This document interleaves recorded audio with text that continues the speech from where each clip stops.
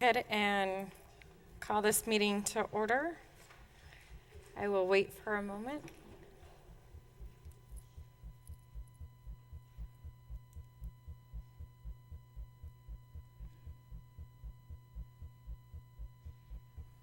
Good evening, President Reese, members of the board. Please let the record show that all members are present tonight. Thank you. We are going to have our moment of silence, followed by our Pledge of Allegiance.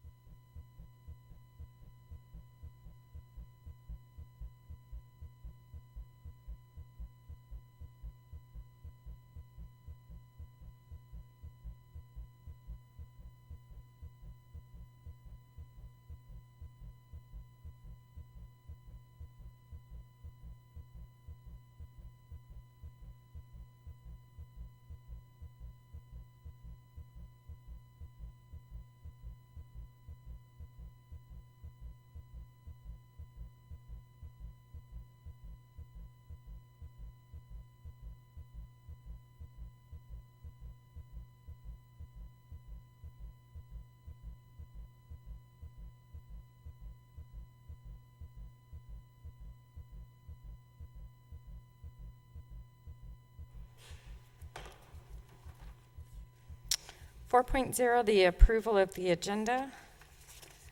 I move that we approve the agenda. Second. Any questions or comments on the agenda? All those in favor? Aye. Aye. Aye. Motion carries 5-0. 5.0 Superintendent's Report. Dr. Thomason? Good evening, President Reese, members of the board. Tonight we have some special recognitions that we want to call out, and so I'm going to invite Michelle Reese up to acknowledge some special groups of people tonight. Michelle?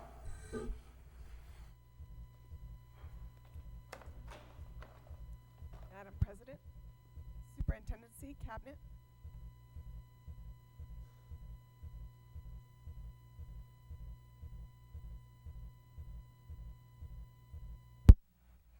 There we go.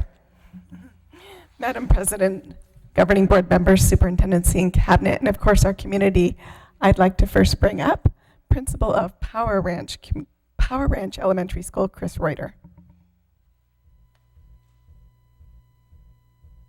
Thank you. President Reese, members of the board, cabinet, and community, thank you for this opportunity. Mrs. Coda and I are very much looking forward to having this chance in front of all of you to recognize a few core members of our Power Ranch community. And so we will start with the reason that we all do what we do, and that's for our students. So if Colin Morgan can come on up here, we'd like to say a few words about him. Let's give Colin a big round of applause.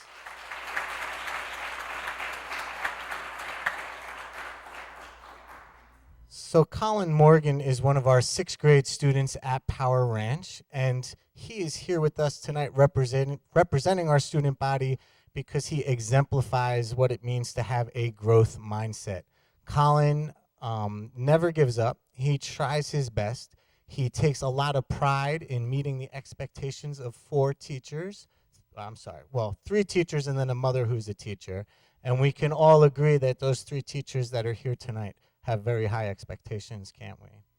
So Colin definitely raises the bar for himself. He accepts all the challenges that are brought his way.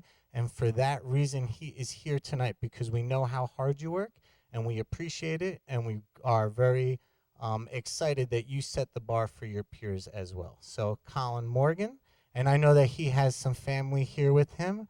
So would you like to introduce your family?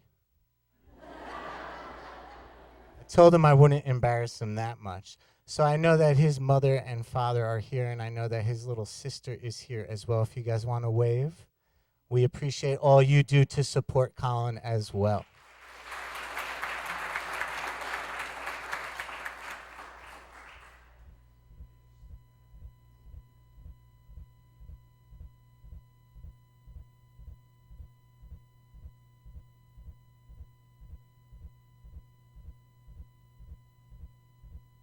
We are also here to recognize our classified employee from Power Ranch, Michelle Peterson.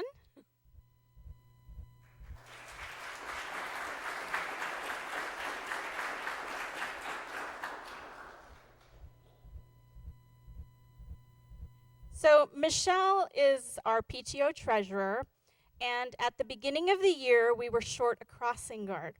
And so she kindly came into the office and said, "I'll volunteer until you can find somebody who's permanent." And you're laughing because we all know how that goes, right? So we talked her into actually applying for the job, and she has been an amazing asset to our crossing guard. She takes it so seriously and willingly does whatever needs to be done, not only in the crossing guard position, but anywhere else on campus that she can help out. And she's always looking out for the safety of our students, and comes in angry most days with the speeders coming across her crosswalk. So we are so grateful that she is a part of our staff, and hopefully she'll continue to stay for as long as we need her.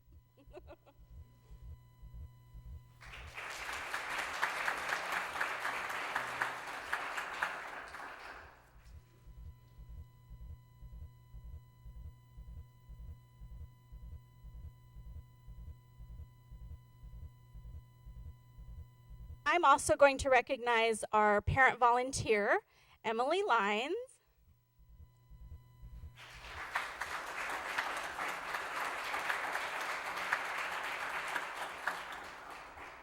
So Mrs. Lyons does a multitude of things at our school.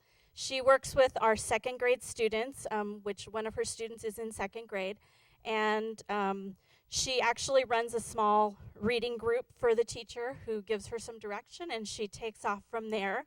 And if that isn't enough to keep her busy, she has also taken on Art Masterpiece. She has taken on small reading groups in kindergarten, and she's also taken on small math groups in kindergarten as well.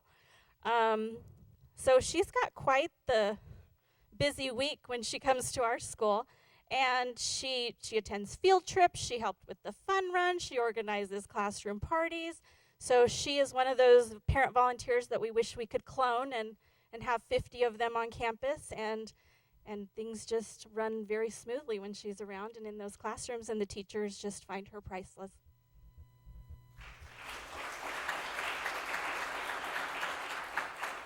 And I know both Michelle and Emily have family here, so if you'd like to introduce them. I have my husband, Chris, and my daughter, Aubrey, who's in 3rd grade.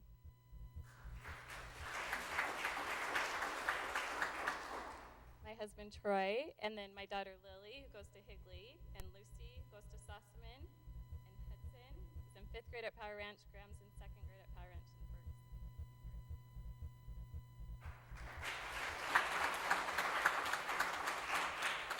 So thank you, families, for sharing your awesome wives and mothers with us.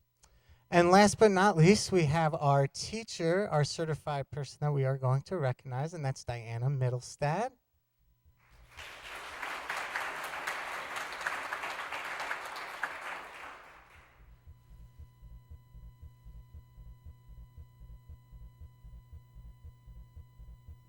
So please bear with me as I read some of the things that her colleagues had to say with her, and most importantly, what her students had to say about her.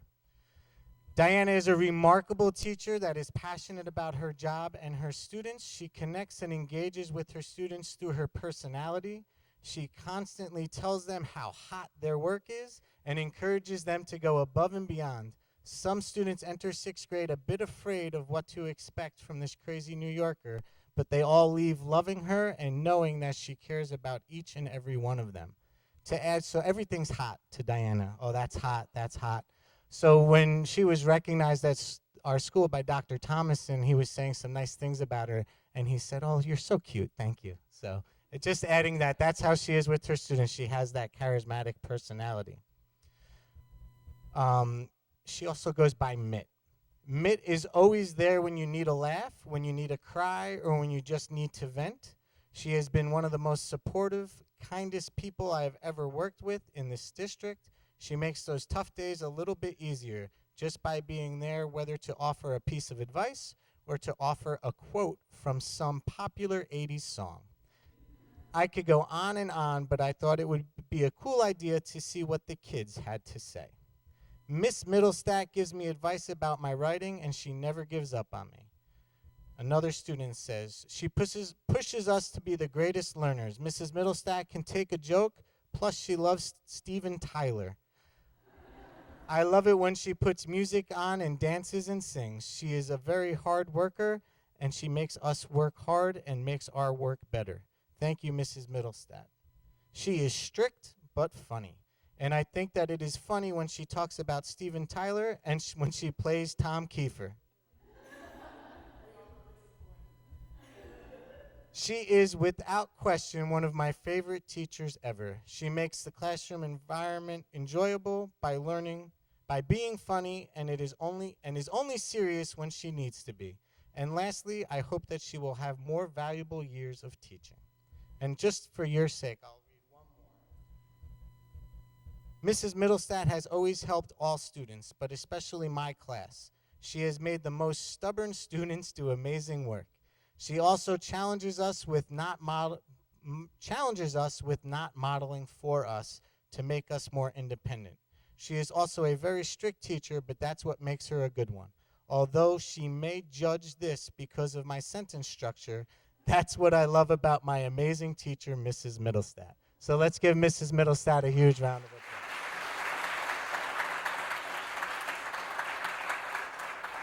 And she is a little hoarse, but I'm going to let her introduce her husband and daughter as well. My husband, Steve, is back there, and my daughter, Lauren.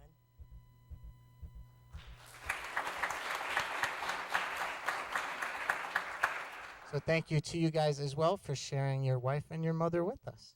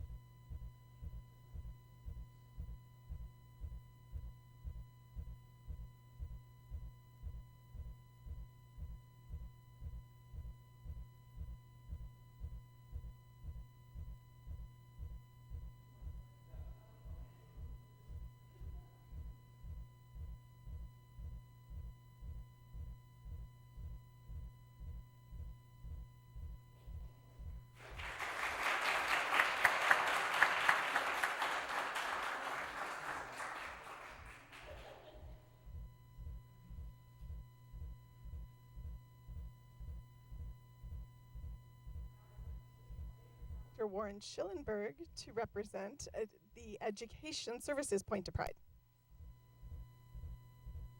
Can you hear me? Well, good evening, everybody. I have the pleasure of recognizing our Employee of the Month, and it's Virginia Sanchez. I'd ask her to come up front here.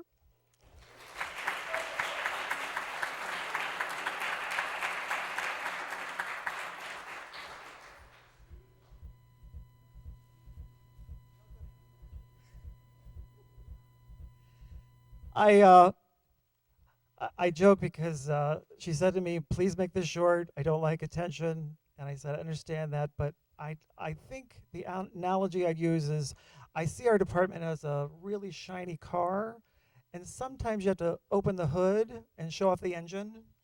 And Virginia is definitely our engine that keeps us running. I also joke that I think she started in the spring, and then 3 of us started like right after that. So the average experience in our department with this district is about 6 months.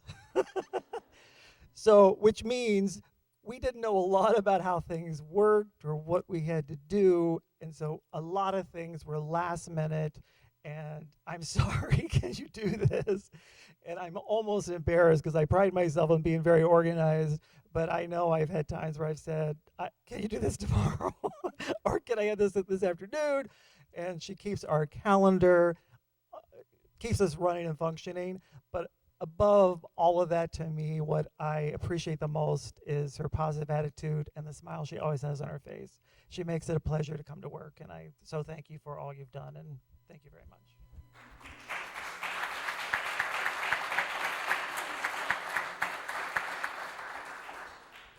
That's my husband back there in the back, Alex.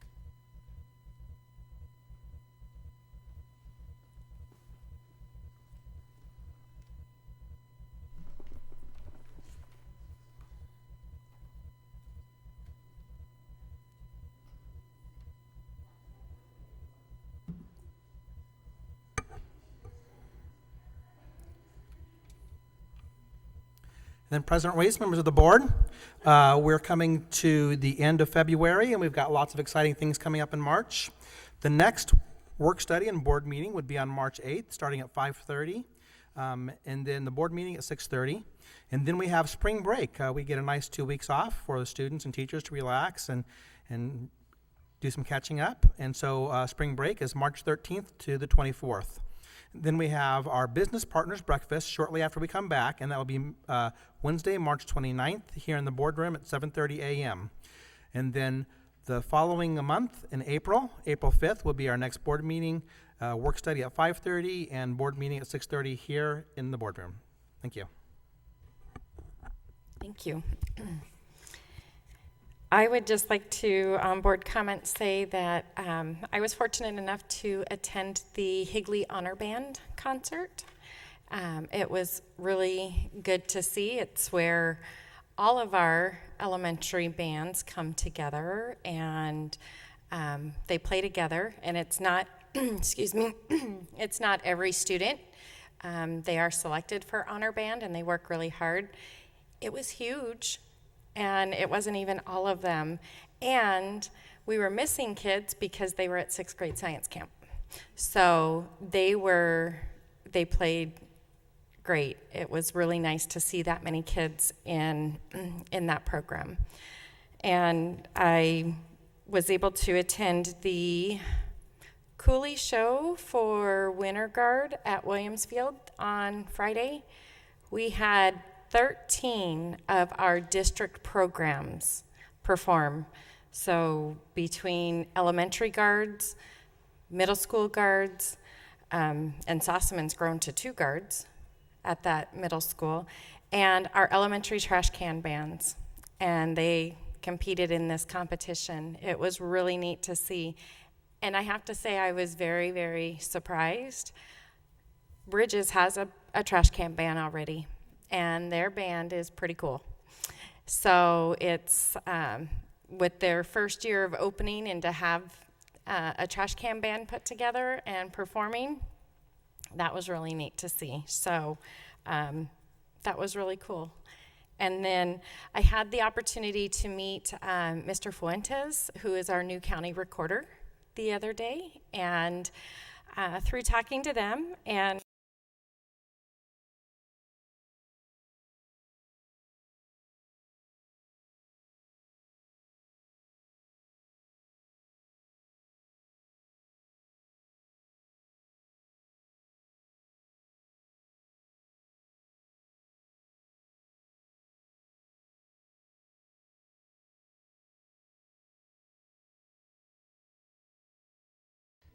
I could go on and on, but I thought it would be a cool idea to see what the kids had to say.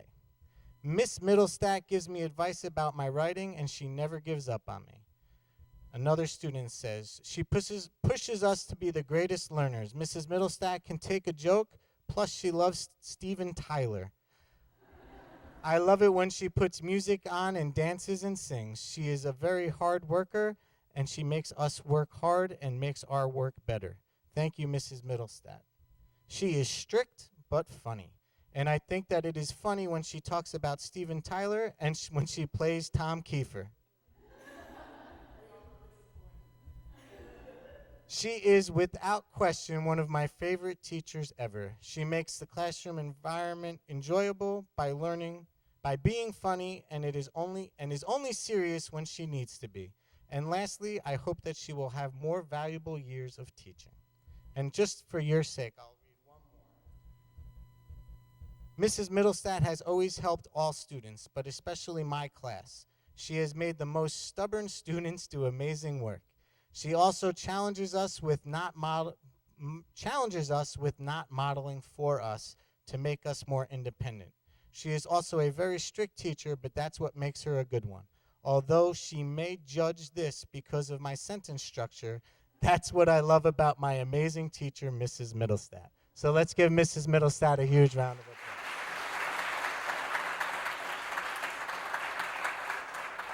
And she is a little hoarse, but I'm going to let her introduce her husband and daughter as well. My husband, Steve, is back there, and my daughter, Lauren.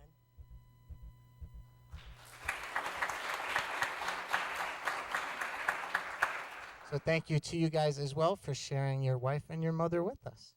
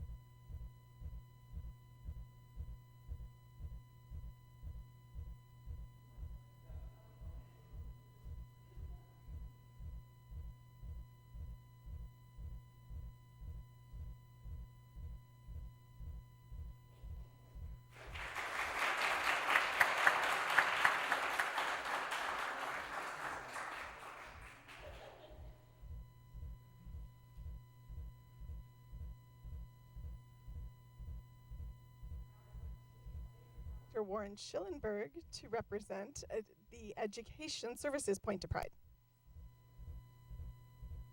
Can you hear me? Well, good evening, everybody. I have the pleasure of recognizing our Employee of the Month, and it's Virginia Sanchez. I'd ask her to come up front here.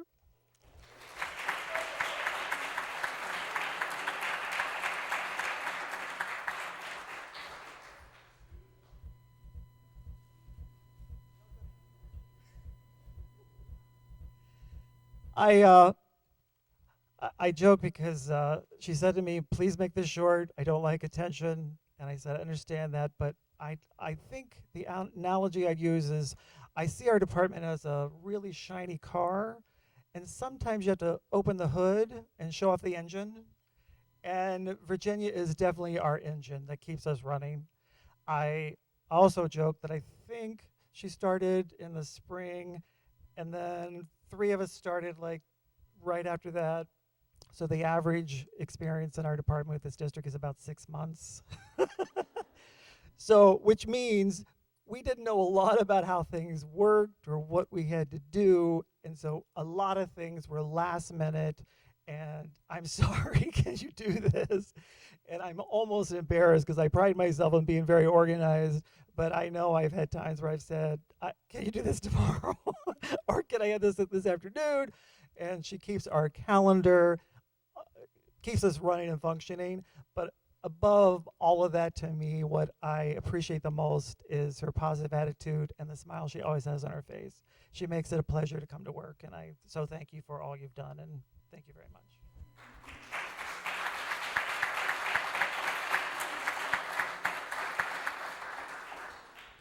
That's my husband back there in the back, Alex.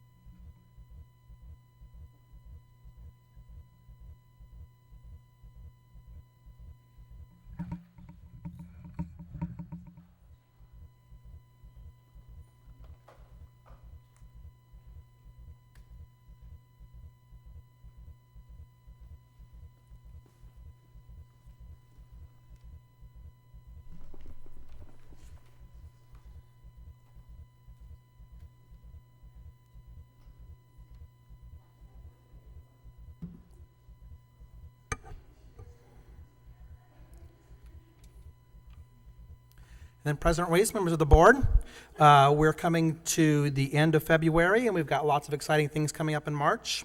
The next work study and board meeting would be on March 8th, starting at 5:30, and then the board meeting at 6:30.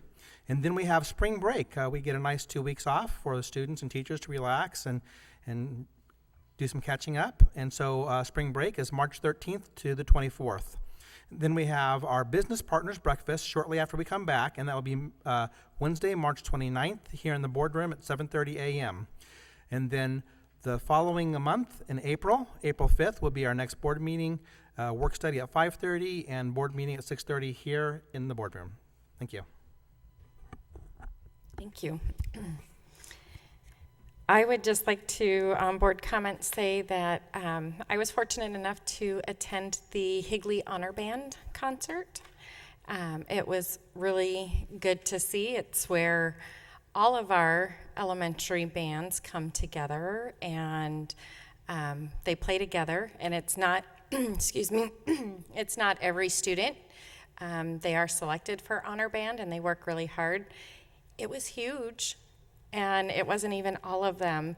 And we were missing kids because they were at 6th grade science camp. So they played great. It was really nice to see that many kids in that program. And I was able to attend the Cooley show for Winter Guard at Williamsfield on Friday. We had 13 of our district programs perform. So between elementary guards, middle school guards, and Sossaman's grown to 2 guards at that middle school, and our elementary trash can bands. And they competed in this competition. It was really neat to see.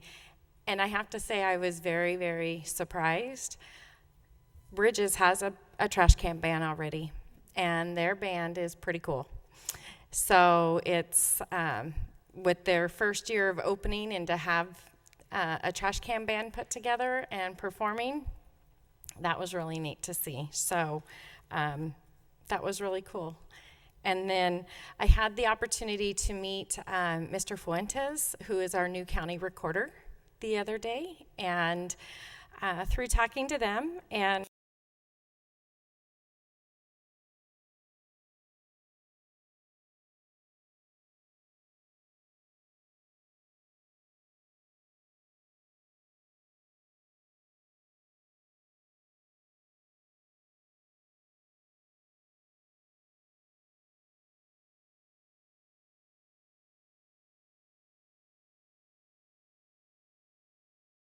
needless to say, for our high schools, I have some information and some contacts for you. I thought that was really neat, as well as doing recruiting for 16 and 17-year-olds to work at the polls during elections. Oh, cool. So, and Mr. Fuentes is really making a big push on education.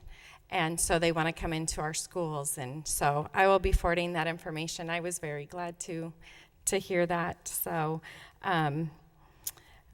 that's my part. President Reese? Mrs. Ford? I just want to make a comment. Can't hear you. Oh, can anybody hear me? Everybody hear me now? Okay.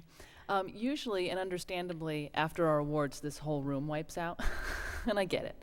But not so much tonight. We have more people here present. I see a lot of faces out there, and I just want to say thank you for being here tonight. President Reese? Mrs. Kaler? A couple weeks ago, there was a little crisis over at Higley High School, and not what you think. And I just wanted to recognize a couple people. Dr. Thomason and Ben and Jake came out and rescued the cat. And that was a big deal. I was getting text messages from parents about the cat at Higley. I don't know if you gave the cat a name, but I did make you a little a certificate of appreciation for you and Ben and Jake for rescuing the cat in a tree. Stuck in a tree. If interested, there's a kitten at Cooley Middle School that also needs some rescuing that I've been trying to rescue. So we're in the business of rescuing animals as well. If I remember correctly, it was a holiday weekend. It was. It was a 3-day weekend, so. Thank you. Also, I attended the band as well, but prior to that, a sheriff's helicopter landed at Cortina for their steam night. And that's my backyard, so I thought I was in trouble. But they had a great night over there. They had food trucks, and it looked like it was a grand event, so that was awesome. President Reese, I'd like to also recognize that Nancy Diab was part of the cat solution at Higley High School on the weekend. Did you get on the ladder?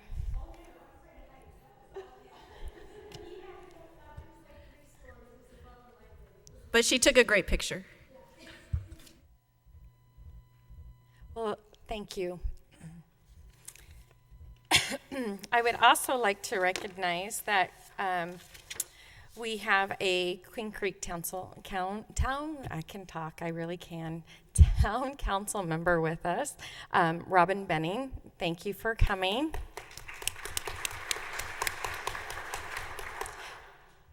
It's Vice Mayor, isn't it? Oh, you're just council member. Okay.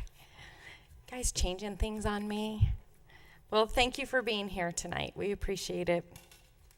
Any other board comments?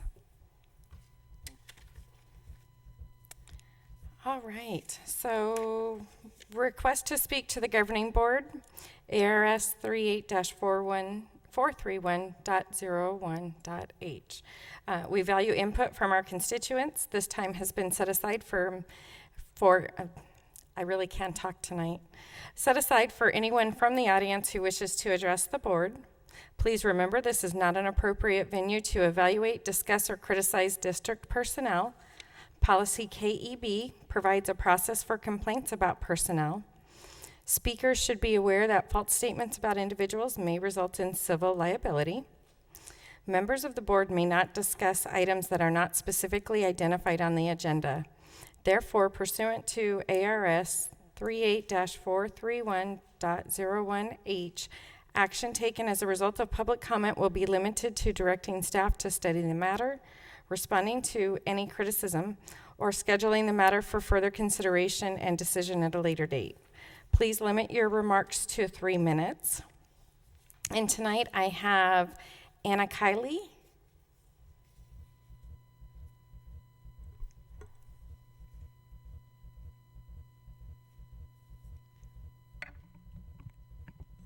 Good evening, President Reese, members of the Governing Board, Dr. Thomason and Cabinet, and our Higley community. My name is Anna Kiley. and I have the honor of teaching 7th grade science at Sossaman Middle School, as well as to serve as the most important role of all, a parent of a Higley student. My soon-to-be 4-year-old daughter is a proud little Spartan at Sossaman Early Childhood Development Center. There are many things that make our community great, but the quality of our school programs from pre-K to high school and beyond remain at the very top of the list. As a Higley teacher and a Higley resident and parent, there is no place I would rather have my children be.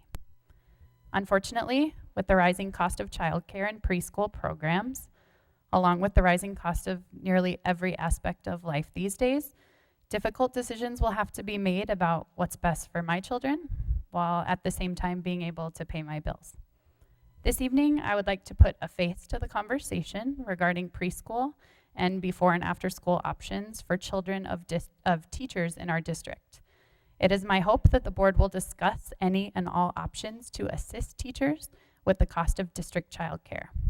As Higley continues to grow and attract more young families, the number of children requiring preschool and before and after school care is going to increase. To continue to be the place where everyone wants to send their children, it is imperative that we find ways to attract and maintain excellent teachers in every classroom in our district. Imagine the draw of free preschool and before and after school care options for the teachers with young children who would place that benefit at the top of their list of reasons to work and stay in Higley. Thank you for your time. Thank you for coming and speaking. That was a topic that was scheduled to be on our work study this evening. However, just the discussion itself in teacher retention and recruitment we knew would take longer. It will be rescheduled for a work study at our next meeting on March 8th. So anyone's welcome to attend the work study. So I would imagine that will be a good conversation.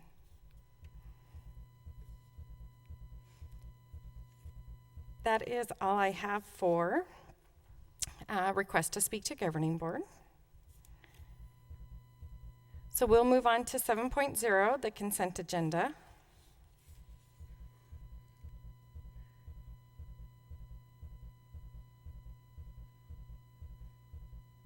I move that we approve the consent agenda items 7.1 through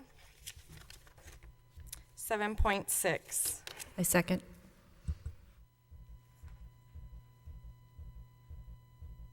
Anyone have any questions or comments on any of the consent agenda items? President Reese. Mr. Witovich?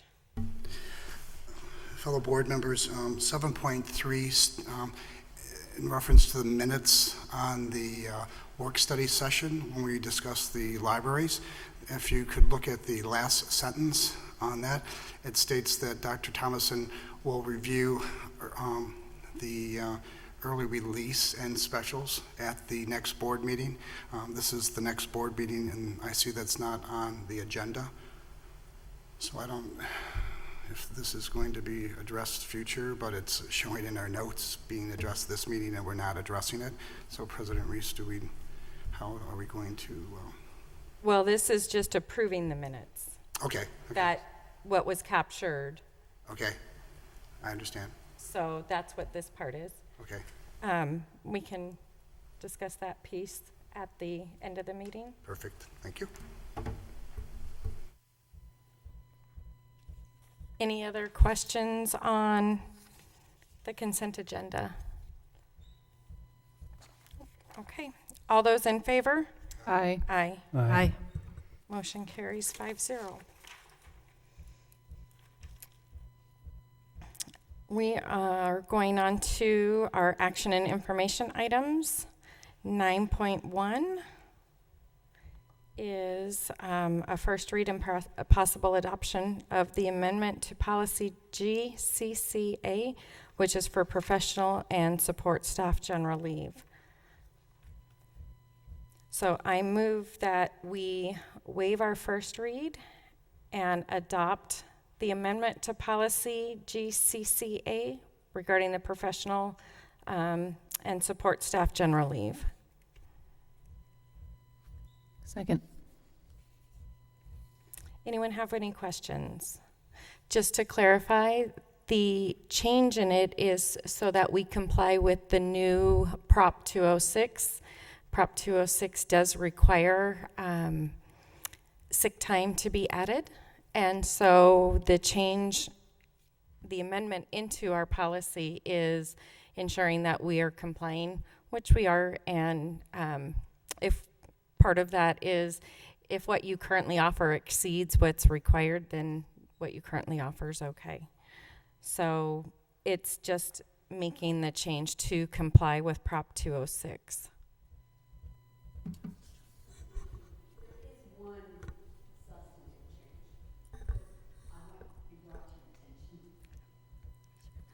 President Reese, members of the board, it's on the second to the last page. So you'll see there at the bottom of that page, and I'm sorry, my pages aren't numbered, there's almost like a chart, if you will, where it says certificated/professional, the percentage of base pay, and then support staff. So that is also a change. The previous policy paid out 0% of general leave days when a staff member left. There's a minimum of needing to be in the district for 8 years before we do that, but even at that we were paying out 0%. So we've increased that to 25% for those days. And then in addition, we tried to build in an additional incentive for our retirees so that their days 1 through 50 get paid out at the 50% rate and not at the 25% rate, that additional incentive there. That daily rate for certified staff is whatever the then current rate is for the daily rate of a substitute. So we currently have $90 a day as the current rate for a substitute. So it's a percentage of that. For hourly staff, it is the base for where they're placed on the salary schedule. So if it were a special education aide, let's say for example, and they're placed on row Q on the salary schedule and row Q starts at $12.12 an hour, then the percentages would be based off the base for that employment group. Madam President, may I just make a comment? Sure, Mr. Please. Glover. Well, I read the policy and I'm supportive. I wish we had the means that it didn't have to be 8 years, because a lot of people do drag themselves to work some days. I'm really I just want to say that I'm pleased that we're offering a buyback for some of these people who sometimes, maybe not be in the best condition, but come to work anyway. So I'm supportive. Thank you. Any other questions, comments? All right, all those in favor? Aye. Aye. Motion carries 5-0. 9.2 is the first read and possible adoption of the amendment of policy GCB, which is professional staff contracts and compensation.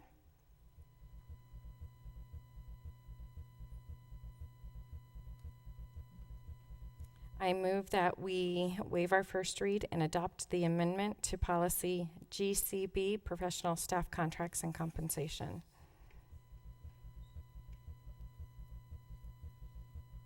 Second? Second.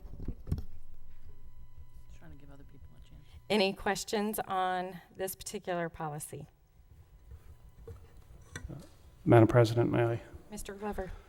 I really struggled with this one. I talked to a bunch of people. I talked to Dr. Thomas and Ms. Sorensen, and as a teacher, I understand the reasoning behind it, and I did tell them, in fairness, that I really struggled with this policy because, first of all, I don't think it is affecting. It would affect a lot of teachers ultimately.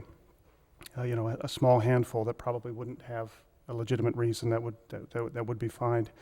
$750,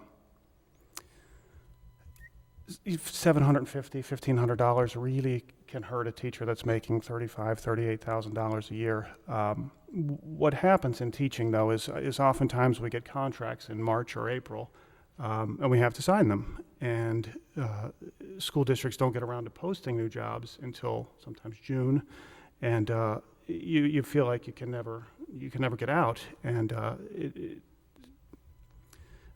when I read it, I mean, I've signed the contracts too. It seems to be the trend that school districts are going to. But I think as a teacher, when I read that and had to sign it, I felt like a serf or a vassal, that you really, once you're in a district, you really can't leave because of the time cycles. So I'm not sure it is having the effect in keeping people around. I'm not sure I want teachers around in a classroom that really don't want to be there anymore. But in talking, in fairness to Ms. Sorensen, they've talked to the HEA, and they made some really good adjustments. If you guys want to comment on those, please do. It's really hard for me to support this one, and I don't want to be a thorn in the side, but I don't know that it has the effect that we think it does. So in other words, you have maybe 5 or 6 teachers that this would affect, but 300 teachers are now told you can never leave. And so anyway, I really struggle with this one. So I would like to not see it in there, but I don't anyway. And for clarification, what we're talking about is, what it is that it is a fee for essentially breaking a contract. That once you sign your contract, if you choose to withdraw or resign after you've signed your contract, there is a fee associated with that. And I understand there's lots of school districts going to it.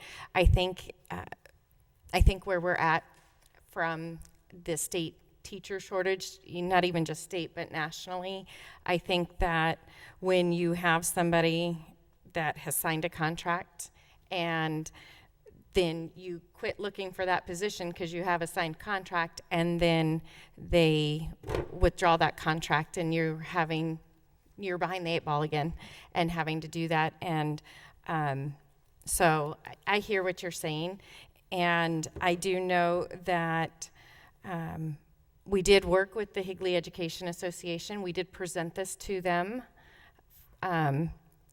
to find out their feedback so we could get some input. And based on some of their input, there were adjustments made. So there were amounts that were lowered, and then they understood the purpose of it. So I hear what you're saying.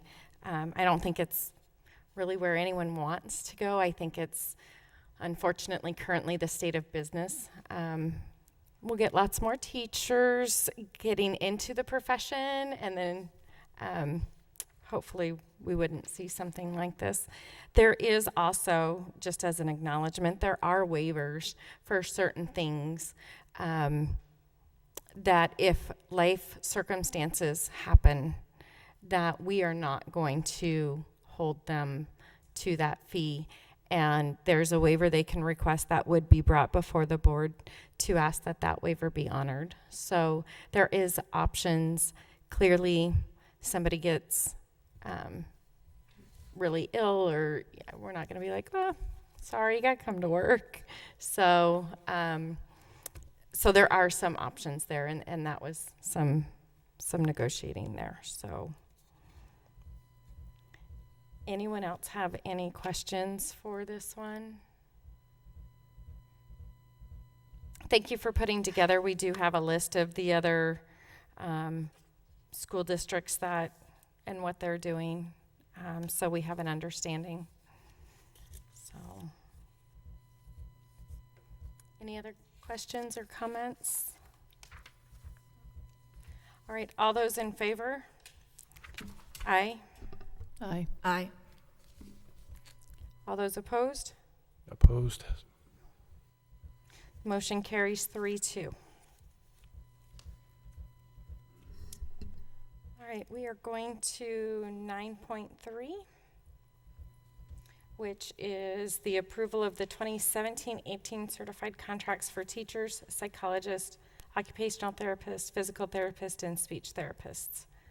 And this is talking about the contract language. Is that correct? President Reese, members of the board, yes, it's to present the contract that will then be offered to teachers. Our goal is to offer the contracts on March 10th, which is the Friday before we leave from spring break. Teachers get 15 business days to return the contract, so really that time doesn't start ticking until they return from spring break. Those whole 2 weeks during spring break are kind of an extra 2 weeks to mull it over, have a look at it. So the due date back to us would be April 17th based on that timeline. So you first have to approve the contracts that we're going to offer, and then on March 8th, at that board meeting, we'll bring back to you the list of certificated staff members that we will be offering a contract to, and then when we do that, it's this contract that they get. There's a couple things I would like to point out to you. Under compensation, number 4, it's a statutory requirement that we include in the contract the amount of money that the district anticipates receiving from Prop 301. So that amount of money for this coming year is about $1.9 million. Then it also requires that we include how we'll allocate that money. And for this year, we gave $1,350 in December. We gave that allocation. We'll give that allocation again in June. You'll see that we're able to increase next year and make it a $1,400 in December and June. So it's not a lot, but it's a little bit of increase there. And also this year, pay for performance is $2,500. Next year, we'll be able to increase that to $2,750. So that amount of money is also reflected in there. I move that we approve the 17-18 certified contracts for teachers, psychologists, occupational therapists, physical therapists, and speech therapists. Support. Any other questions? Sorry, Madam President. Mr. Glover? I'm sorry. The contract still has the same language that I am opposed to. I understand the importance of getting contracts out, and I don't want to delay it, but I don't want to belabor a point. I just want to explain why I'm going to probably vote no. So, similar. Can you explain that? It's the same. In their contract. It yeah, has number the same 15 language has as. the same numbers as the penalty clause. Mm-hmm. So. Got it.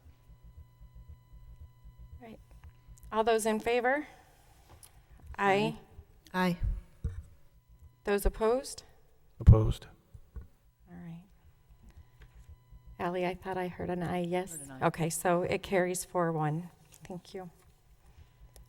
We're going to go on to 9.4, the approval of the 2017-2018 administrator contract. Updating the language and everything for the school year. So I will, I move that we approve the 2017-18 administrator contract. Support. Any other questions, comments on this one? President Reese, if I might make a comment. Okay. Members of the board, item number 10 in this contract, you'll see the same liquidated damages does apply to administrative contracts as well.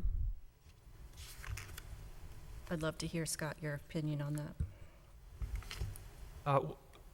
Okay. Well, I didn't struggle with this one as much because administrators, I think, are there for a longer haul and kind of work year round and things like that. So I'm not opposed to that one, this at all. Any other discussion on this one? All right, all those in favor? Aye. Aye. Aye. Aye. Motion carries 5-0. All right, and we will go on to 9.5, which is the approval of the 2017-18 offer for at-will employment. So I move that we approve the 2017-18 offer at-will employment. Support. Any questions, comments on this one? President Reese? Mrs. Kaler? Just that the paperwork at the bottom, it is changed to at least minimum wage, not $8.60. Correct. So what we had in our board packet has been updated, and it has been since corrected to indicate at least at the current minimum wage. Any other questions? All right. All those in favor? Aye. Aye. Aye. Aye. Motion carries 5-0. All right, we are on to 9.6. And this is the allocation of the fiscal year 2017 Prop 123 funds.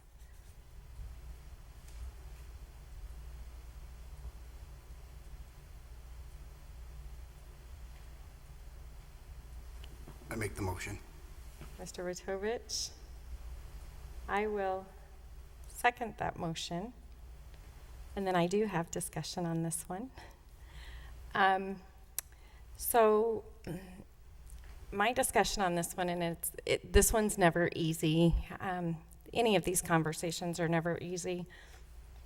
I don't necessarily agree with doing the Prop 123 stipend from our fiscal 2017 pot to include administrators. The intention of the Prop 123, while they have no oversight, it was made very clear from Governor Ducey to that this go for teachers. And a 1% is not a lot, but we are offering just teachers a returning bonus of $200. I would like to see that we look at not doing administrators in this 1% stipend. Keep in mind it's a stipend, it's a one-time thing at the moment. It's not increases.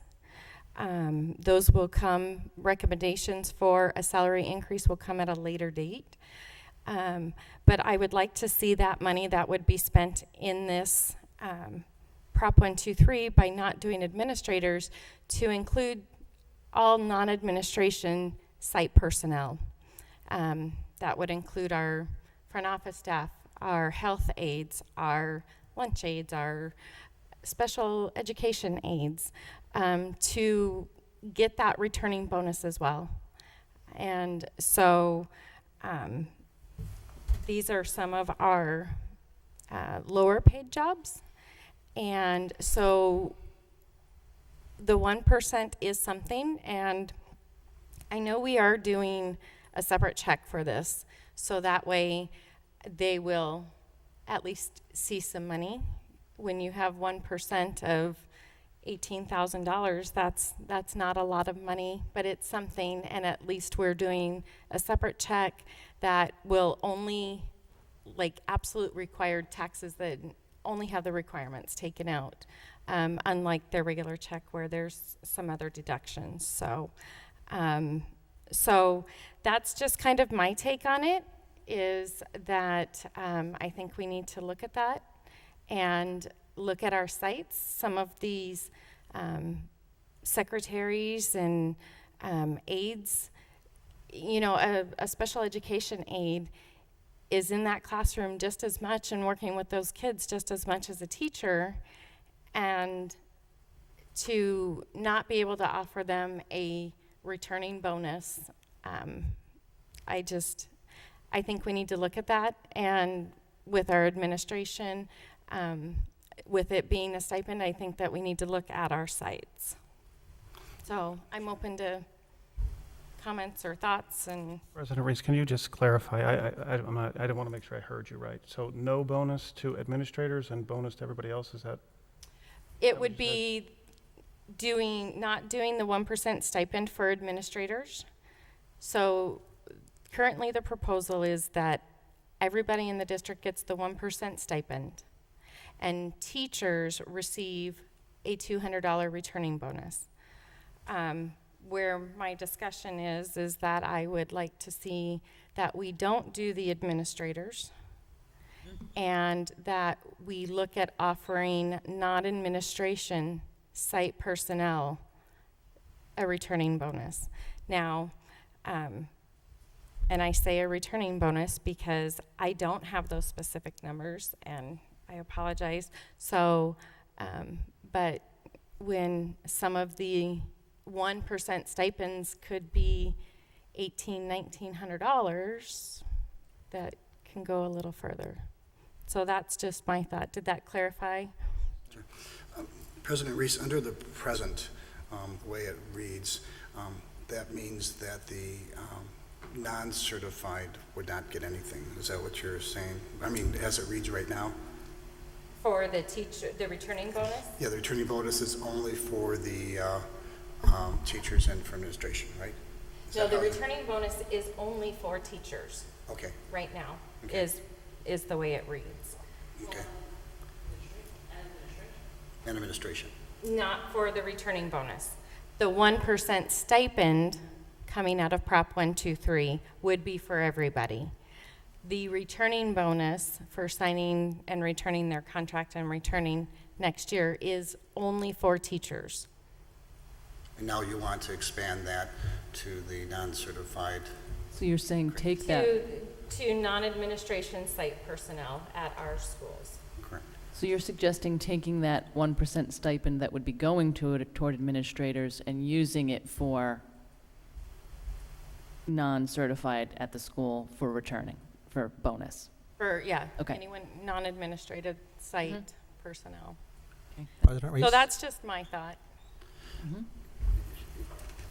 You know, I can just tell you that's a wonderful idea because I think, you know, when you come up to a school, it's the crossing guard, it's the secretary, it's the maintenance person, and I don't think we include them enough and thank them enough for what they do, and they are on the front lines, and it is entry level, and if any little extra that we can give them, I think that's a wonderful idea that you have, a suggestion.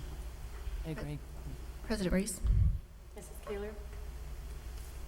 And are counselors part of teachers or counselors part of admin? Counselors are, they're not admin.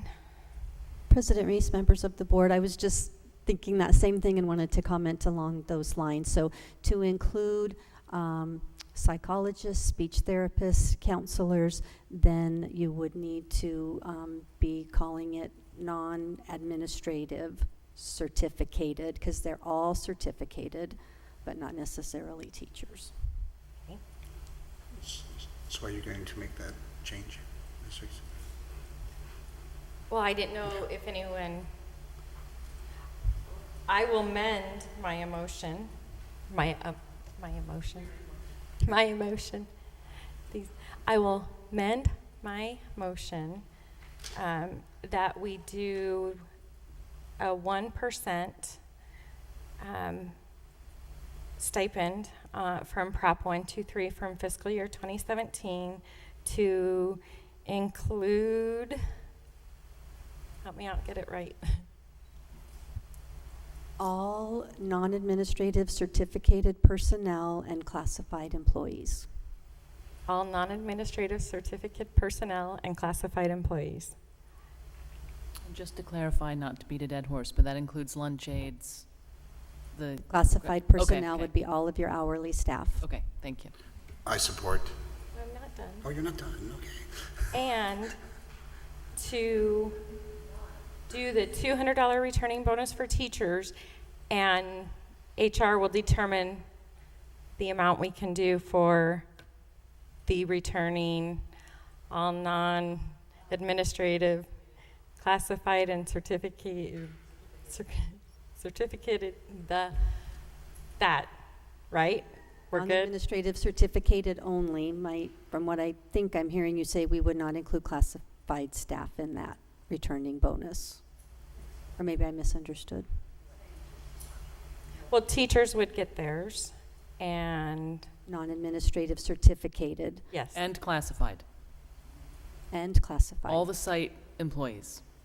in the returning bonus. Right. So all, what Sheila said.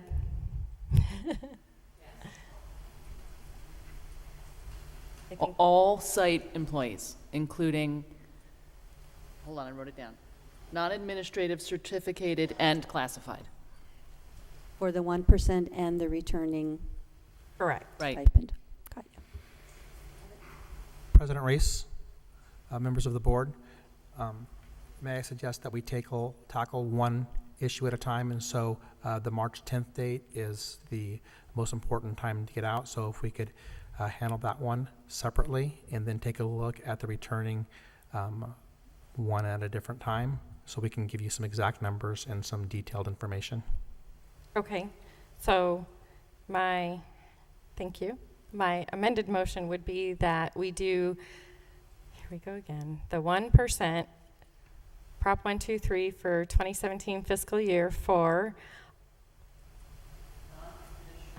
all non-administrated, certified, and classified. As well as the $200 returning bonus for teachers.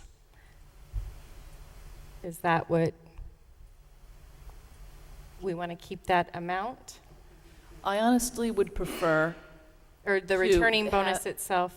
This is too confusing, and I feel like we're going down a black hole, like we said, only approving certain things before, and then it never came back to us to address. So I would rather this reflect what we need to vote on and vote on it next, because it's, so we're clear. We will do the 1% Prop 123, and then we'll ask that March 10th that we have the amount for returning bonuses. March 8th? March. Our next meeting? Yeah, is that March 8th? March 10th, Friday. I'm already going to Friday. So on our March 8th. So I make that motion.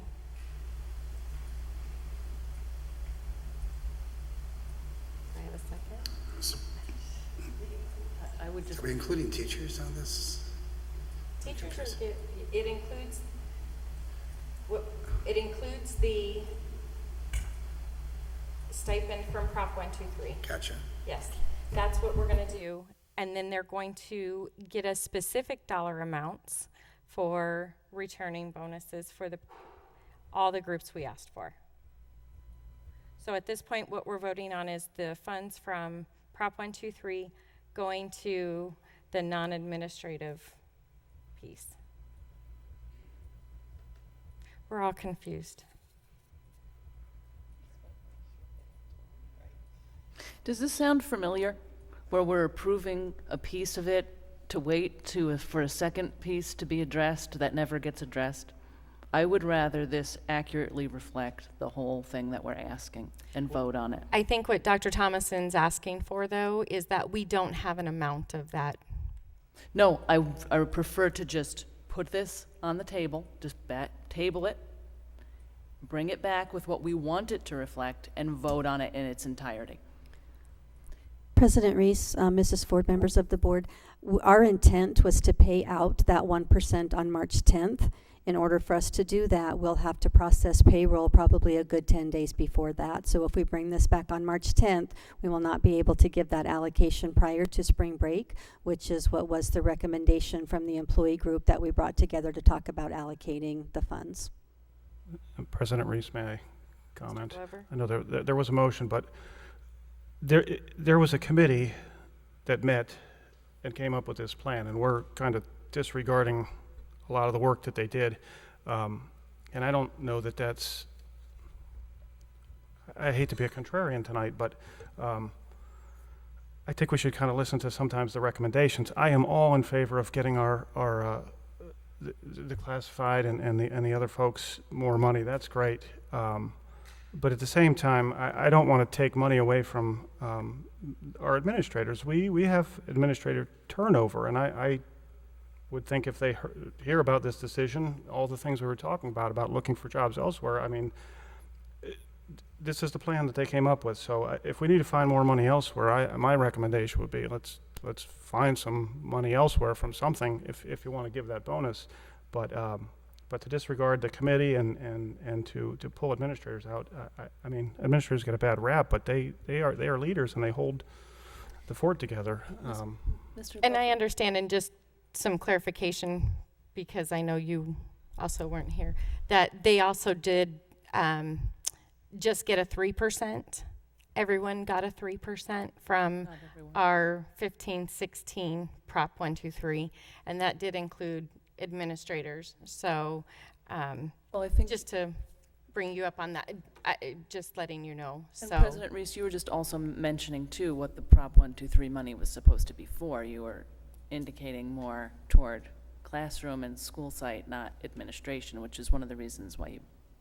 And that was the discussion from Governor Ducey. That's what the intent, what they wanted, that they would like to see that money. They do not have the oversight to dictate that, and that is left to the individual governing bodies to determine that. But that was the intent of it, yes. I just think leaving out that key group, the unsung heroes, goes to the whole culture issue that we have again. And we had this is like deja vu from November. I just am not comfortable with it. Dr. Thompson, can you talk a little bit about the process that the committee that went through maybe a little bit, so we can better understand? This was a different committee than our initial Prop 123 committee. President Reese, members of the board, most of the members from the original Prop 123 committee were also available for this committee. It did include teachers, administrators, classified and certified staff across the districts. And they did, if you could back up one slide, if you could take a look at that, that was the top blue section was their first choice of recommendations, then the center blue section was the second choice of recommendations, and the bottom was their third choice of recommendations from that order. And working with the committee from all areas of the district, administrative, classified, certified, this was the recommendations from the committee.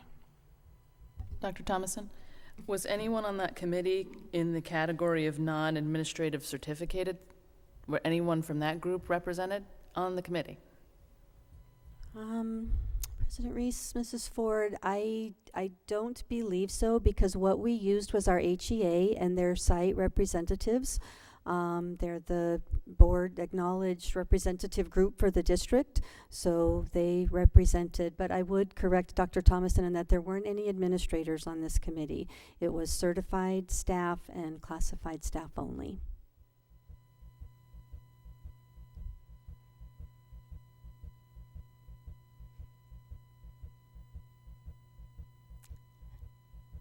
Any other comments? So, Ms. Kidd's looking at me. We've got to figure out where we are.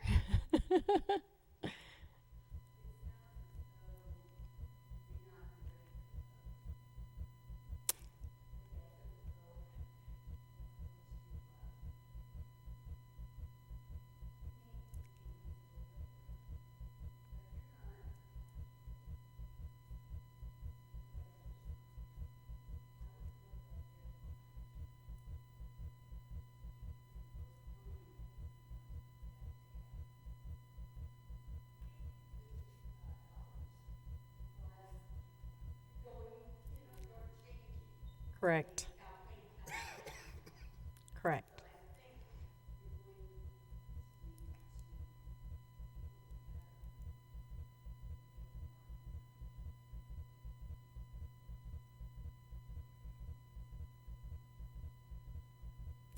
So right now we have the amendment,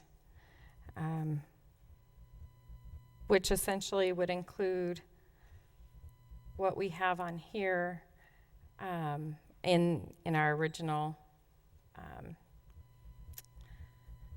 proposal, minus the administration piece, and then waiting for HR to calculate what the cost would be to that we could offer as returning bonuses for other than teachers.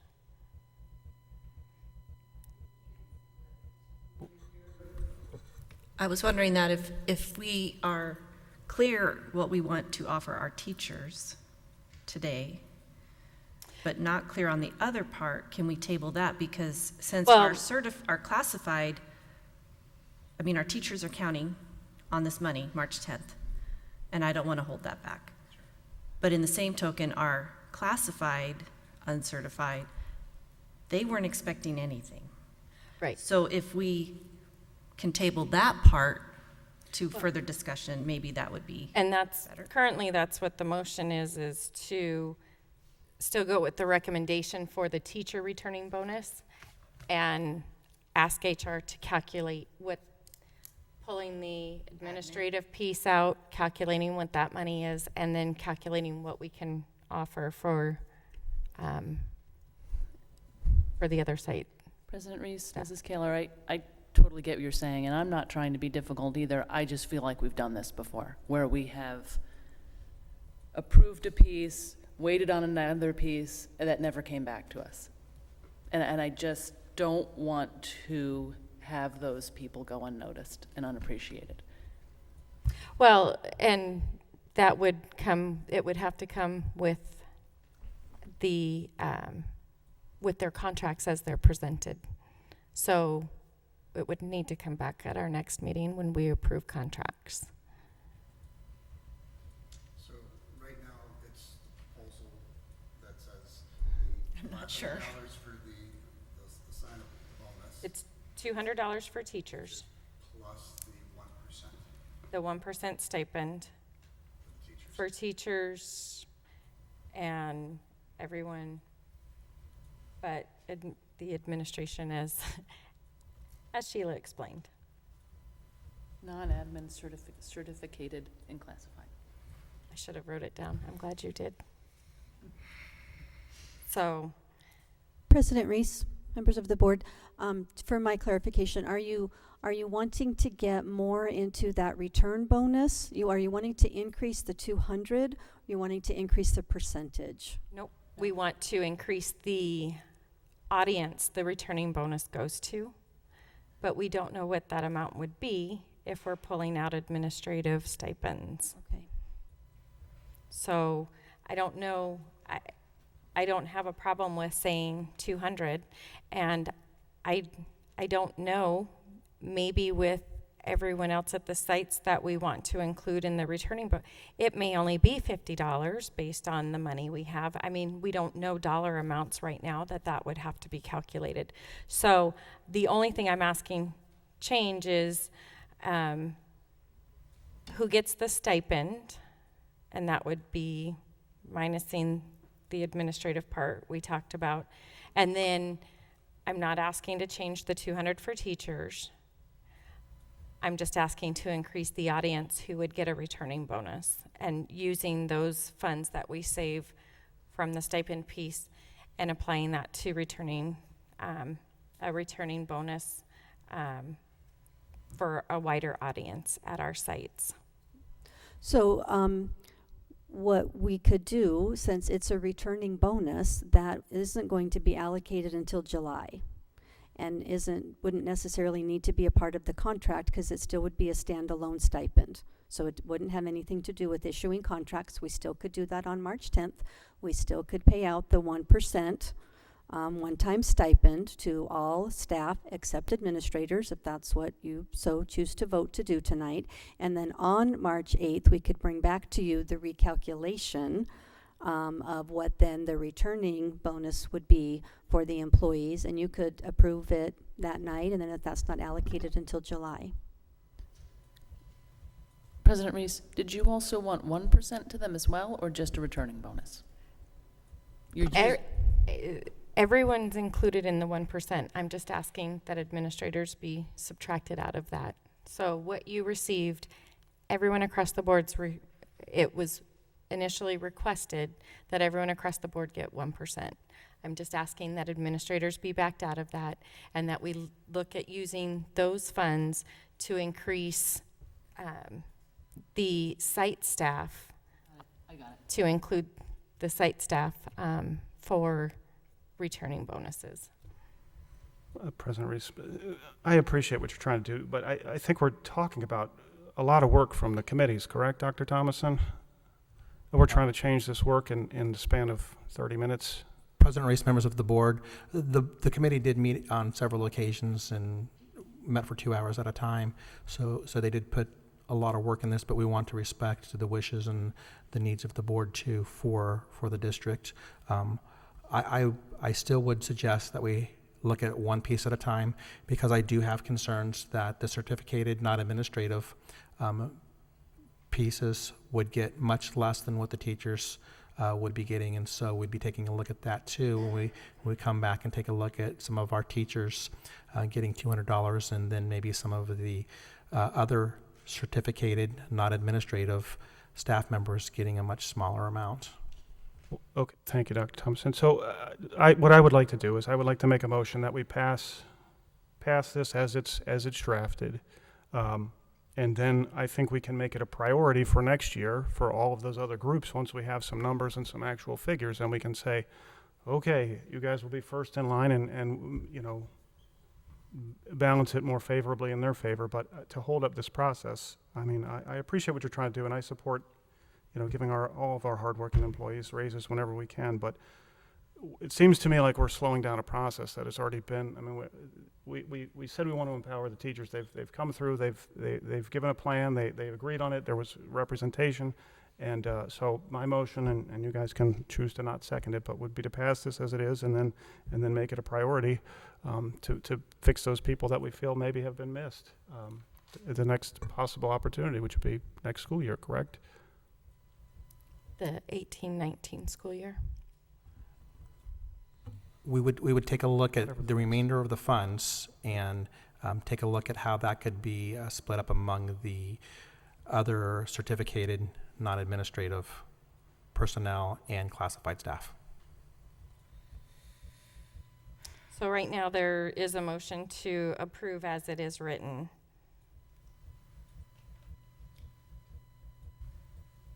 Do I have a second?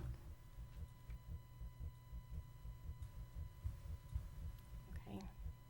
There's no second, so we go back to the initial amended motion.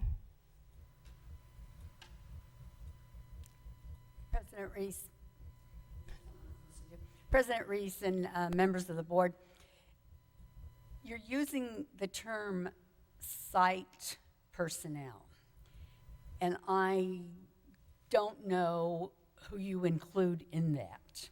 If you mean all other classified employees in the district, or if you mean classified employees that are assigned to a site. And that's something we have to get clarified.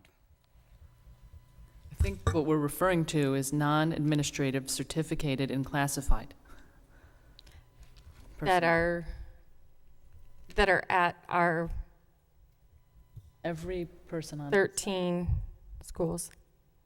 President Reese and members of the board, so I think there could be some confusion with that. For example, groundskeepers, they're not assigned to a site, they're assigned to a department and they work district-wide. They're a classified hourly employee.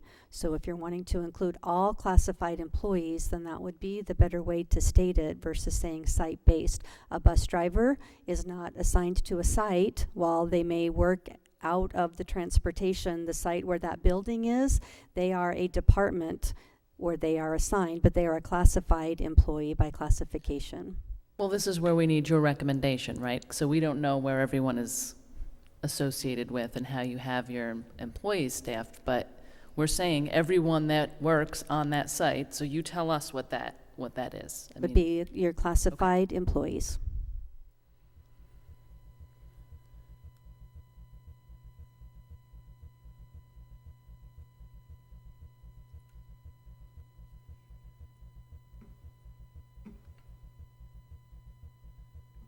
So currently we're at the amended motion. Mm-hmm. Any other questions? President Reese. Mrs. Kaler? I understand, Mr. Glover, what you're saying about a committee, and again, I have concerns, just going back to where we were with the committee recently. Did we involve everybody that this would affect? Mm-hmm. And perhaps we did, perhaps we didn't. And so again, I see what you're saying. I want to respect the committee's time and the effort they put forth. And then I still wonder, was that done correctly also from the very beginning? And I don't know because I wasn't here. So just respect to your thoughts on the committee. Well, and it sounds like from what Mrs. Swarnson said, this was a different committee than the initial Prop 123 committee if it had HEA, because I know in the initial Prop 123 committee there were a bunch of representatives. We had a bunch of people, myself included, Mrs. Whitener included. We had a wide span. So it sounds like this just included HEA representatives. And then a representation from classified staff. We had school secretaries on the committee, attendance clerk, district office classified staff member. There was a broad spectrum of classified employees as well. Okay. So the classified But not non-admin certificated. were not, That's the point. They were not represented. but the classified were, and they didn't choose to divide this money in any way towards themselves. Do I understand that correctly? The classified, I'm sorry, can you ask again? Classified people were on this committee, didn't come up with anything that would give them part of this Prop 123 money. No, they did. So the chart that you have up there, that's the summary of all the feedback from the people who participated in the meeting. So we let them have the chunk of money, the $500-ish thousand, and ask them, what do you want to do with it? And they brainstormed their ideas, they worked in table groups, and they submitted us their recommendations. So that included the classified staff. Then the way that I color coded them on the chart was the similar ones. So the darkest blue section are all of the recommendations. They were all similar, related to the 1% increase across the board. Then the second little band there of the medium blue color just sort of grouped together the input. So it was just the returning piece that doesn't include classified. Am I correct? It doesn't look like the returning piece was part of that Prop 123 discussion, just the 1% stipend. Is that correct? That is correct. And so what happened once we figured out the 1%, it was going to cost us less than the $553,000. There was money left over. We took our certified staff, non-administrative certificated staff, and divided that number into what we felt like money was left over, and it was going to be about $200 that we'd be able to allocate to that particular group. So the committee made the recommendation of the 1%, but not the returning piece for the teachers.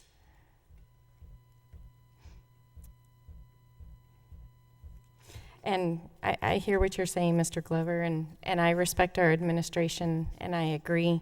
And I know that they got a 3% stipend in, it was like August. It was a 3.5% actually one-time bonus based on base salary.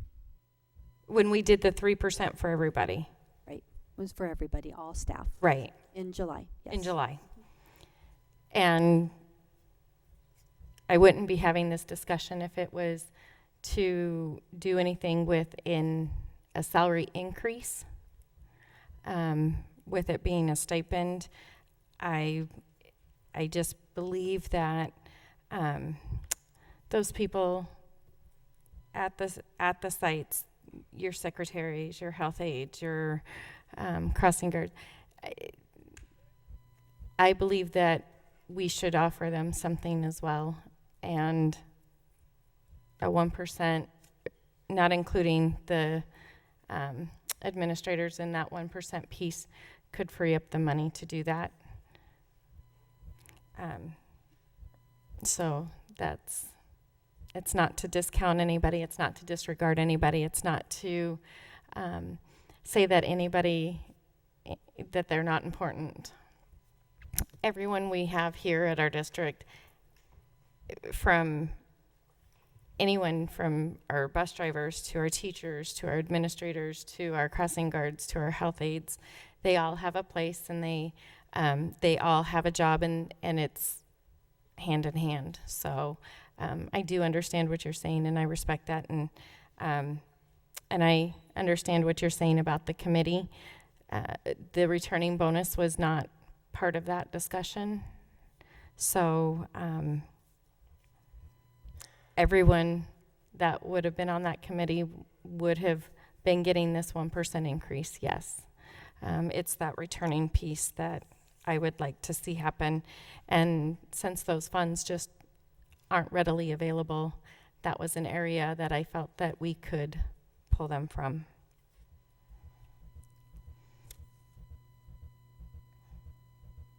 So basically, we're talking about $100,000. Is that correct? And we don't know exactly how many returning teachers at this moment that we have. This is just an approximation of $200 for returning teachers and those retiring. Is that how I understand this? That's correct, Mrs. Kaler.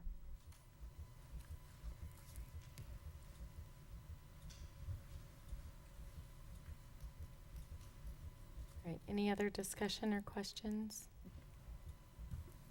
So are we clear on the amendment we're voting on?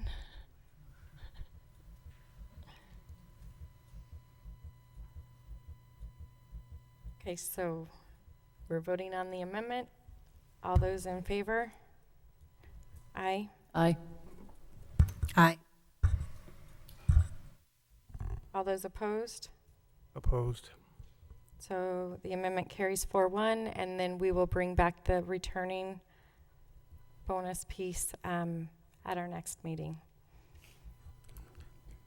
President Reese, members of the board, to clarify, we have a 1% stipend approved for all certified non-administration and classified employees at this time, and then we will bring back the returning amounts for the March 8th board meeting. Yes. Thank you.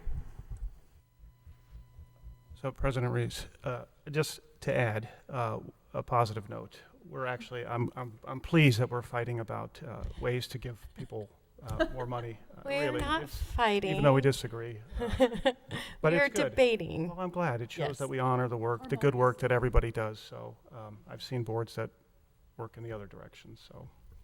Well, and these conversations are very hard because I don't ever want to exclude any group of people. I really don't, and it breaks my heart to do that.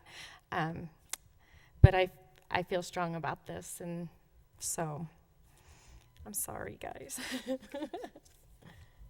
And just on a quick note, following up, we did also in our packet have what we've spent the Prop 123 money on. So were we able to show that, Dr. Thomason? I know Mr. Glover had mentioned that.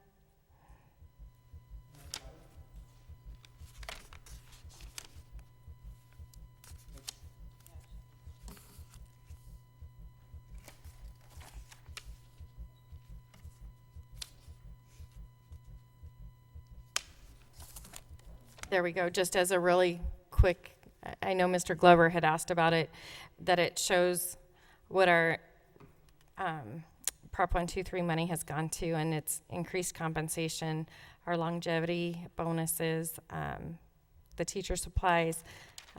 We've done a supply budget increase. We've spent money on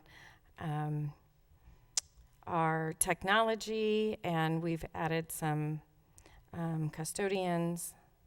We've done the stipends, so that shows where our money's been used. Yeah, and President Reese, the reason I asked for that is just in case the general public was wondering where this money went, to be perfectly transparent about it, and people could look at that and see that some of the good things that money has done. So, Superintendent Thomason, if you have any other comments you wanted to make, please. Thank you. It was the hard work and dedication of the committee and group that came together to help us together. I would like to say that they worked very hard and very diligently, especially with the 15-16 allocation, to make sure that got into the hands of all district employees that were continuing, and 100% of the money from the 15-16 school year went to continuing employees, which we felt was very important. Yep, that went totally to compensation, so. All right, 9.7.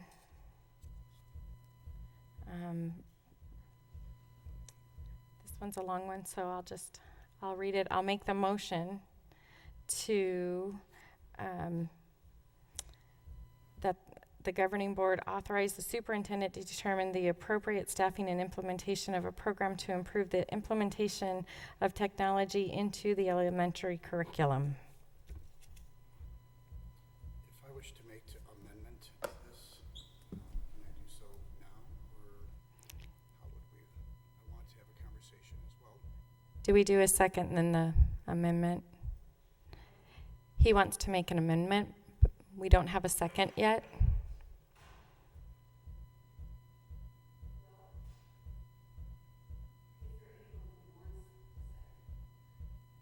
The initial one?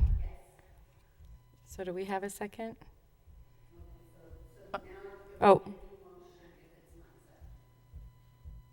I can second it and we can talk about it. okay. Second. So Mrs. Ford seconds it. So you want to, this has to do with the media specialists, and the specific read on here is that currently the elementary media program is served by 3 media specialists and 9 media aides. Through the evaluation of the program, to determine the appropriate staffing to strengthen the integration of technology into the elementary curriculum, the staff or the administration has determined that up to 9 media specialists will provide optimum results. So that's reading the whole thing. So this is where we were talking about our media specialists and the integration of technology and where we want technology to come in through our media specialists. We've gone through this process, and we've had committees, we've had surveys with this teaching staff, etc. I'm a little concerned in reference to authorize the superintendent to determine the appropriate staffing. Just a little nervous on that because approximately for the new board members, again, 2 to 3 years ago, we requested 4 media specialists, and we ended up with 2 media specialists. My concern here is that the wording on this that says up to 9. So when you approve something like this, you could have 2 media specialists running our district. I'm a little nervous with that. I believe that we should have 9 media specialists, and that's what it should reflect, 9 media specialists. I understand what you're saying, Mr. Witovich. I know I am not qualified to make that decision. It is beyond the board to determine staffing. We don't say how many Spanish teachers we have or how many Mandarin teachers we have or how many of anything else we have. Staffing is a operations and not a board requirement. I understand. Then why you were on the board at that time when you agreed to 4 media specialists? That was when we reduced staff. Correct. When we did, the recommendation was that was when we determined what was being reduced, that was part of a whole package. It wasn't an individual thing. And yes, I was on the board. We removed a library.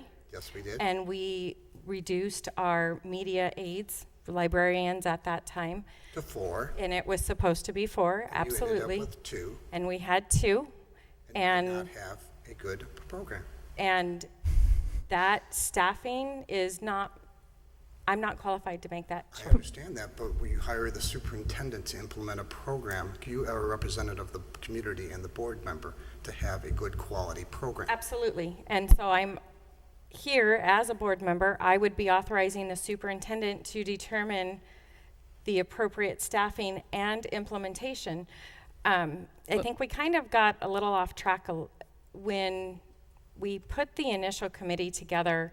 The initial committee was to determine, at your request, technology. You wanted coding, you wanted technology in our schools.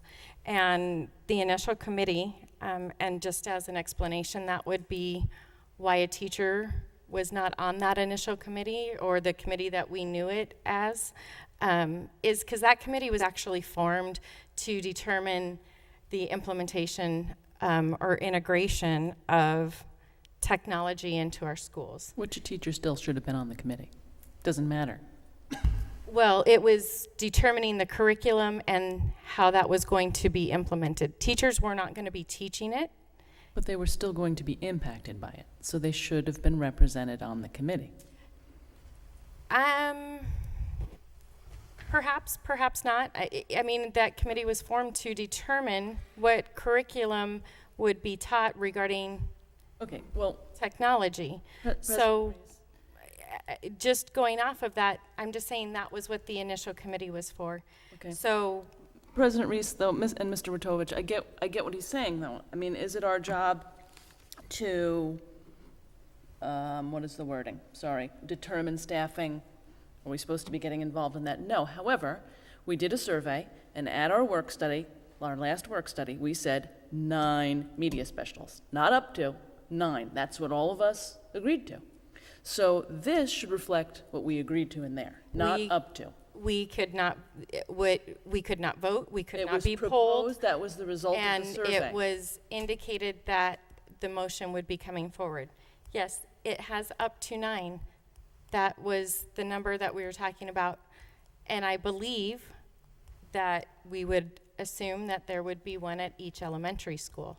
However, That's what this should say then. we are not qualified to make that determination. And Irrelevant. That's what this should say. I don't know how it's irrelevant when that is outside of our purview, that staffing, That is what the survey called for and asked for, 9 specialists at each location. And that's up to the administration, between the site administration, between HR, between the curriculum. That's what we're supposed to be voting on. May I interrupt? That is what we asked to vote on. May I interrupt? We're voting on implementing the technology piece and staffing it appropriately with up to 9. That's what we can't, it's not our job to determine the staffing. It's not our job to tell the staffing. No, I understand your point. I'm saying that's beyond our role. I understand your point, but that's beyond our role. Beyond our role, but unfortunately, things came to us and things were asked of our opinion. And so we've all kind of formulated our opinions. We took into account everything that was presented to us by the teachers, comments included. So it's, to me, it's just been a debacle. I mean, I don't know how to even put any other word on it than a debacle. We weren't here, some of us, at the beginning when this was formulated. So we had a perception when it was brought to the board that this would be a vote on what everybody wanted. It's just, I don't even know how to make this right for anybody at this moment. You know, to be very honest. We did have the work study session, and there was a conversation. I find this extremely vague in reference to what was even discussed at the work study and brought before us today. You know, you say we have a work study and we can't vote on it. I agree, and there was a conversation that took place. This is not a reflection of what was discussed at the work study. It's not. I might also add that we're talking about a technology curriculum that none of us have seen yet, have we? No, there's not. And So we don't even know that piece of this puzzle, to even know what that looks like, to know that maybe it would only take 4 or 5 media specialists to implement. It might not be a prep, it might be a class, it might be more hours for a 4th through 6th grader, less hours for a kindergarten. There's so many pieces of this that are unclear to me that I don't feel comfortable coming on board late in the game and making any decision on this. Well, and just to your point, Mrs. Kaler, that's why it's given to those who do this job. Even with the curriculum, I know I'm not qualified to determine if that's the appropriate curriculum or the implementation.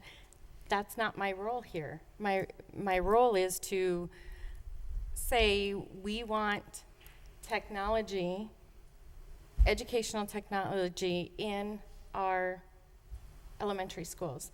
Madam and President? to leave it up to the professionals to determine what that is and how that works. But we've seen where that has gotten us, and that's why we have arrived here today. Wasn't that part of the previously problem. decided? I mean, why did we get a committee together if we knew that that's That's what we why- wanted to happen anyhow?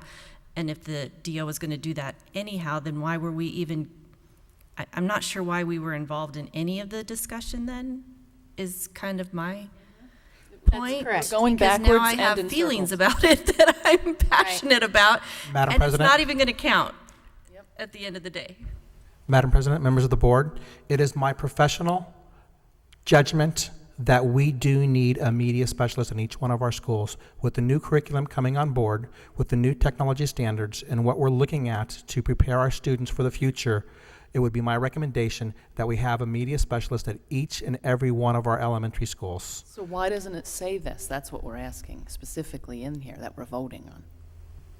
Yep. Madam President, members of the board, Mrs. Ford, because in speaking with the board president, we took a look at what the abilities and the responsibilities of the board was, and we took a look and determined that it would be within the superintendent's power to make those choices to correct the situation that we're in and move forward for what's best for our children and our community. And it would be my recommendation, and I would move forward with a media specialist at each and every one of our elementary schools to also help determine what the appropriate curriculum for media specialists and the implementation of technology at each of our schools would be. Dr. Thomason, but I'm asking you, why doesn't it say that? It says up to. And why isn't it specific that that's your recommendation and that's what we're voting on? It's vague, and I think that's what Mr. Witovich is getting at. We would love for it to say what you just said and vote on it, but it doesn't. I think it goes along with what Mrs. Kaler said, that based on the curriculum they choose, that if they determine that it takes 5 or 6 for this curriculum, then they need to have the ability to make that decision. But my thing is, as we've heard from the survey from the teachers, they said they want 9. So for us to sit up here and say, well, let's determine if they want 4 or 5 and go But back it was again. 9 with a lot of buts. The comments that were 9 also had a lot of other issues along with that. So I don't know But the how majority, we can say that. But the majority of, you have to go by what the majority wants, and not by what the minority when you add these teachers, we have asked these teachers, I'm probably so frustrated on this, it's been 2 years. I've gone into Williamsfield High School. I walked in the library there. It looks like a storage room. You walk in this library, it has books. It has books stacked up in there. Is that what I want from this school district? I do not want this for the school district, and that's why I'm so adamant about enough is enough. We need to move forward. Just to your point, Mr. Witovich, this only addresses the elementary Say, schools. it doesn't even help our high school. If the board, you have a seconded motion on the floor, defeat it and make another motion. And then you can fight about that. It's a discussion. We really do like each other up here. We really do.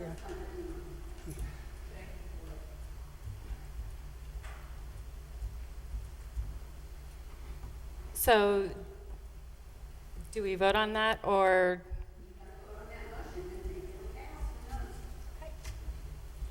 Is there any other discussion on this particular motion? All those in favor? Aye. Aye. All those opposed? No. Opposed? Abstain, is that my?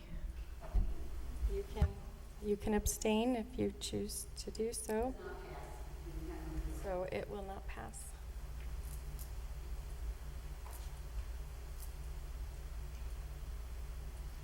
Was that just this motion, or was it to have this motion not be on the table? This motion didn't pass. Did you want to? It's just for this motion. Right. Do you want to? Okay, then. The initial one.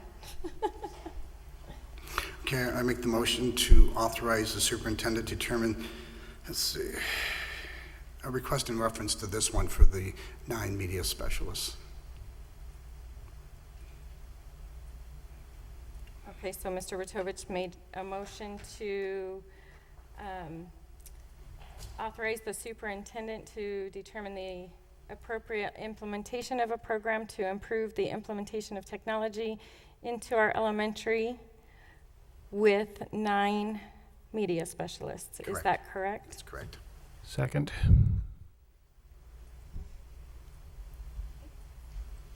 Discussion on this? My discussion I had, it's not our place to say specific on staffing, so I'll just repeat that. It's not, that's beyond the governing board's role. And I'll repeat that we had a survey and we had the teachers and we've gone through the process and we've listened to what the teachers and the community wants. And had discussion and work study. Any other comments regarding this one? Okay, all those in favor? Aye. Aye. All those opposed? Nay? Abstain? Abstain. Motion carries 3-1 and 1 abstaining.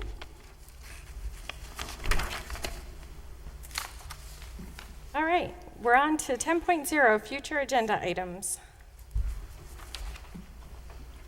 We're still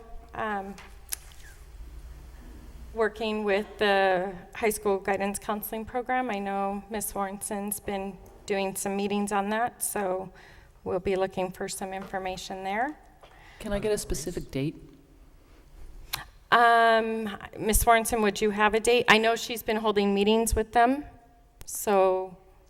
President Reese, members of the board, I'll actually be out of state recruiting on March 8th at their next board meeting, so it won't be until the April board meeting that I'll be able to bring that recommendation back to you, and I've shared that with most of those constituent groups that I've been working with. And we talked about the overview of the technology program.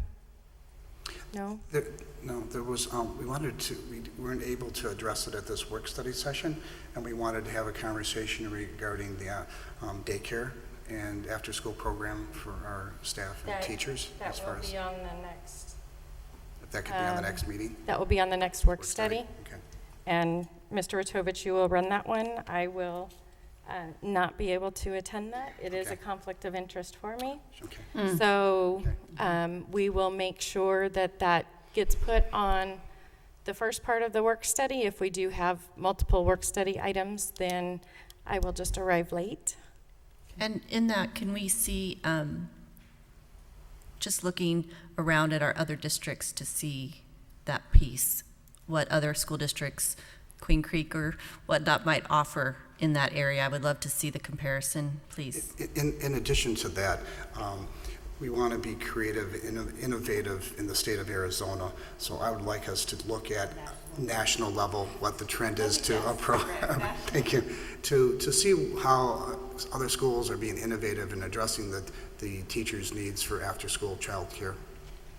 President Reese, members of the board, we do have local information, but I will reach out to Mr. Witovich to get some recommendations on where to look at for some national information on that.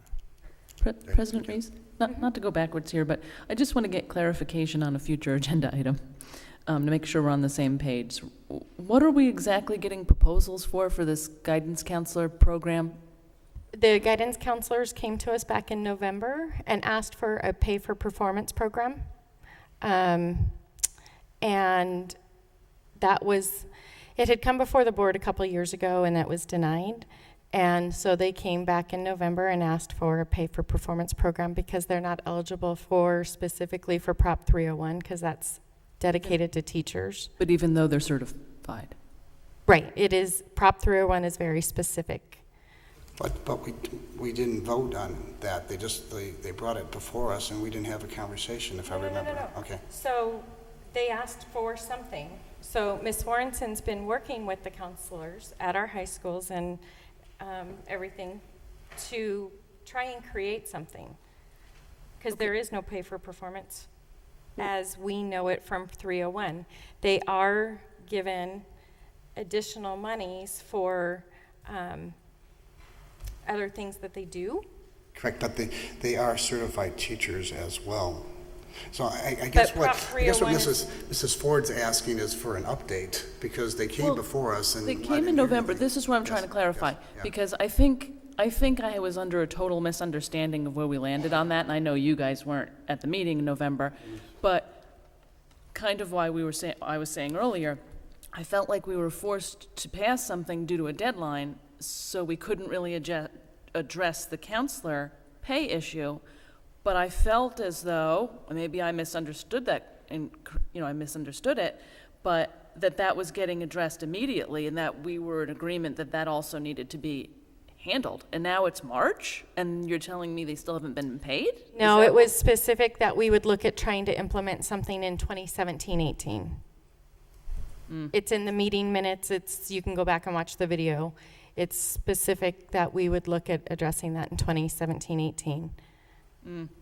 I've watched it, actually, and that's not what I got out of it. Okay. That's the comments I have. President Reese, members of the board, I think a couple things. From what I remember, that item that is up there for future agenda items on the program has been there for a little while, and I remember that it was to be a presentation more about overall our high school counseling program. Correct. Then separate from that, the counselors did come and talk about the pay for performance plan, and they don't qualify for that out of 301 money.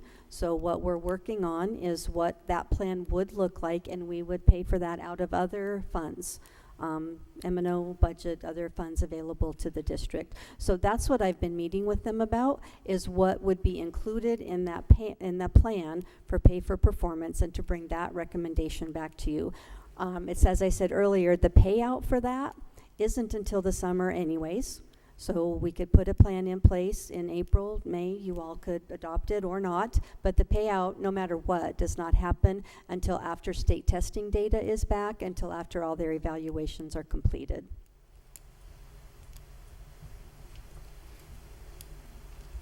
Does it clarify?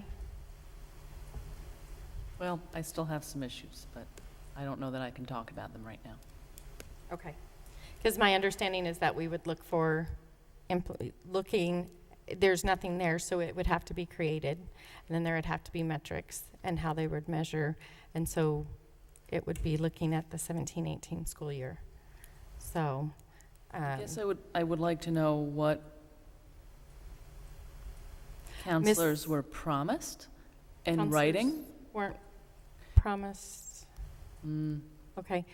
Why don't I suggest... That's why they came in November. I mean, they were here. Why don't I suggest that you meet with Ms. Warrenson and go over that, since she's working specifically on that, and work with Ms. Warrenson, and she can take a look at whatever you guys have. So if you can try and do that and set up a time.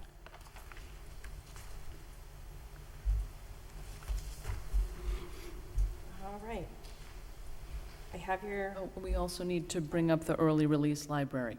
Yes, early release library should be on our next, or the early release Wednesday. They're two different things. Sorry. Special. I wrote it. Was reading.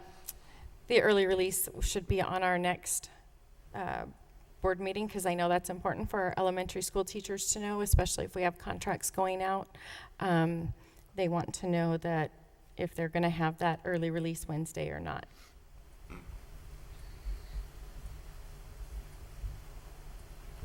And you said that's going to be at our next one? Yes, that's Just making March 8th. making sure.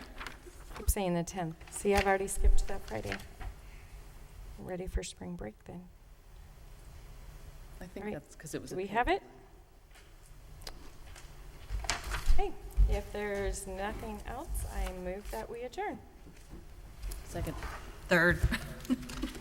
All those in favor? Aye. Aye. Aye.